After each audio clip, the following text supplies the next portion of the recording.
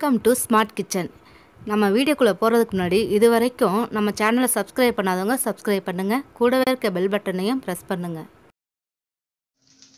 Hello friends, welcome to smart kitchen. இன்றைக்கி நம்ம கிச்சனில் பார்க்க போகிறது ஒரு இன்ஸ்டண்ட்டான தக்காளி தோசை தாங்க. இதுக்கு தேவையான பொருட்கள் இது எப்படி செய்யலாங்கிறதும் பார்க்கலாம் வாங்க. ஒரு மிக்ஸி ஜார் எடுத்துக்கோங்க. இதை நான் ஒரு பழமாக 3 பெரிய தக்காளி எடுத்துருக்கேன். நல்ல பழுத்த தக்காளி எடுத்துக்கோங்க. இதை நான் நல்லா கட் பண்ணி வச்சுருக்கேன். இதில் சேர்த்துடலாம். நம்ம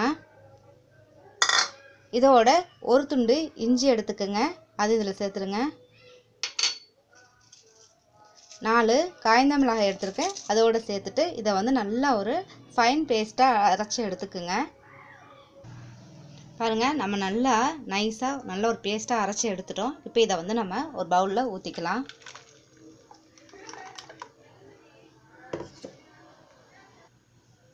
இப்போ இந்த பேஸ்ட்டோட நம்ம 1 கப் ரவை எடுத்துருக்கிறேன், அது இதோடு சேர்த்துக்கிறேன்.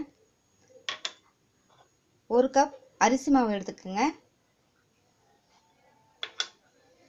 ஒரு அரை கப் கோதுமை மாவு எடுத்துக்கோங்க. இதோட நம்ம கொஞ்சம் இதுக்கு தேவையான அளவுக்கு நம்ம தண்ணி ஊற்றிக்கிட்டு இதை நல்லா மிக்ஸ் பண்ணிடுவோம்.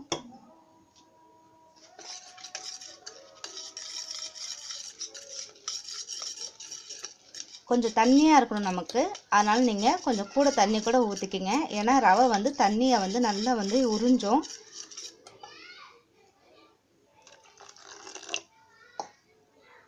பாருங்கள், இப்போ நம்ம தண்ணி ஊற்றி கொஞ்சம் தோசை மாவு பதத்துக்கு நம்ம நல்லா கரைச்சிட்டோம். கொஞ்சம் தண்ணியாகவே கரைச்சிக்குங்க. இப்போ இதோட நம்ம ஒரு பெரிய வெங்காயம் நல்லா பொடியாக கட் பண்ணி எடுத்துக்குங்க, அது இதோட நம்ம சேர்த்துக்கலாம். மல்லித்தலை நமக்கு தேவையான அளவுக்கு நான் கொஞ்சம் பாதி அளவுக்கு மல்லித்தலை எடுத்து நல்லா பொடியாக கட் பண்ணியிருக்கேன். சீரகம் 1 ஸ்பூன் போட்டுக்கோங்க. இது தேவையான அளவுக்கு நம்ம இதில் உப்பு சேர்த்துக்கலாம். பெப்பர் நீங்கள் நுணுக்கி போட்டாலும் சரி, இல்லை பவுட்ரு இருந்தாலும் சரி உங்களுக்கு, அதை நான் இப்போ ஒரு 1/4 டீஸ்பூன் அளவுக்கு சேர்த்துக்கிறேன். இப்போ இது எல்லாமே நல்லா மிக்ஸ் பண்ணிடுங்க. மிக்ஸ் பண்ணிவிட்டு இதை நம்ம ஒரு மூடியை போட்டு மூடிட்டு ஒரு 20 நிமிஷம் நம்ம அதை அப்படியே வச்சுருங்க.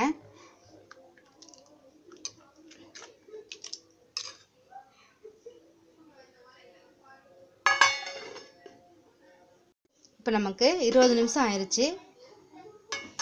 பாருங்கள், இப்போ நமக்கு அரிசி, இந்த ரவை இது எல்லாமே நல்லா ஊறி இருக்குது.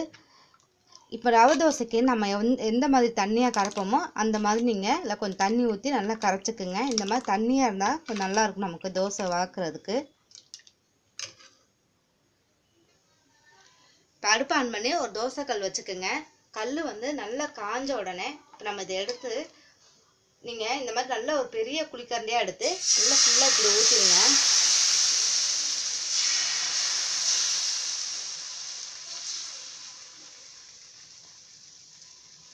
இந்த மாதிரி ஊற்றிட்டு நீங்கள் கொஞ்சம் நார்மல் ஃப்ளேம்லேயே வச்சுக்கிட்டு நமக்கு எண்ணெய் இல்லை நெய் எது வேணுமோ நீங்கள் ஊற்றிக்குங்க.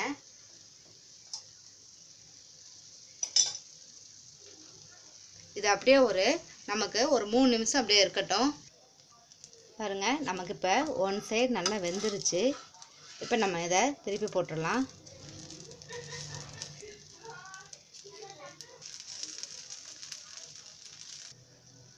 பாருங்கள், இப்போ நம்ம திருப்பி போட்டுடலாம்.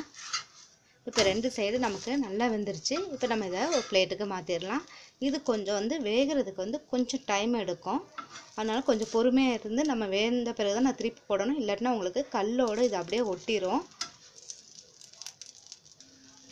பாருங்கள், ஒரு சுவையான தக்காளி தோசை ரெடி ஆயிடுச்சுங்க. இப்போ நமக்கு வீட்டில் தோசை மாவு, இட்லி மாவு இல்லாட்டினாலும் உடனே இன்ஸ்டண்ட்டான ஒரு தக்காளி தோசை ரெடி பண்ணிடலாம். கண்டிப்பாக நீங்கள் ட்ரை பண்ணி பாருங்கள். உங்களுக்கு பிடிச்சிருந்தா லைக் பண்ணுங்கள், ஷேர் பண்ணுங்கள், மறக்காமல் சப்ஸ்கிரைப் பண்ணுங்கள். Thank you viewers.